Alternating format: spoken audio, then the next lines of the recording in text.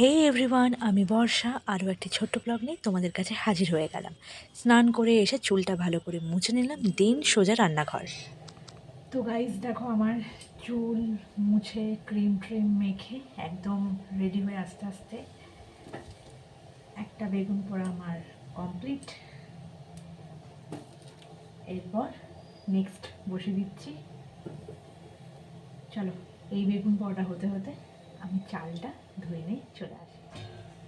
এই বাটিটা নিয়ে যাবো, এই বাটিটাতে চাল ধোয়া জলটা রাখবো। তোমরা কেউ চাল ধোয়া ডাল ধোয়া জল কাছে দাও?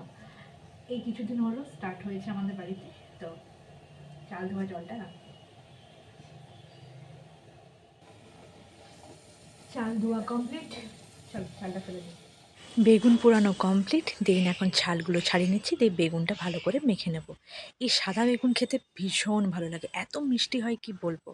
আর আজকে বেগুন পোড়ার সাথে রান্না করব আলু দিয়ে মাছের ঝোল। ব্যাস, আজকে দুপুরের মেনু একদম ঝিমছাম। আচ্ছা, তোমাদেরকে একটা কোশ্চেন করছি, তোমাদের মাছের ঝোল কোন সবজি দিয়ে খেতে বেশি ভালো লাগে? আমার তো ফুলকপি আলু আর কাঁচকলা দিয়ে মাছের ঝোল খেতে ভীষণ ভালো লাগে। আর তোমাদের কাউকার কি আমার মতন এরকম হ্যাবিট আছে ধোঁয়াটাকে নাকের মধ্যে নিয়ে গন্ধটা কতটা ভালো উঠেছে সেটা নেওয়ার? যত পাগলামি কাজকর্মগুলো মনে হয় আমিই করি। যাই হোক, এই টমেটো আলু দিয়ে মাছের ঝোলটাও খেতে কিন্তু বেশ ভালো লাগে, তবে শেষে অল্প একটু গরম মশলাও দিতে পারো, আর না হলে ভাজা গুঁড়ি মশলাও ছড়িয়ে দিতে পারো।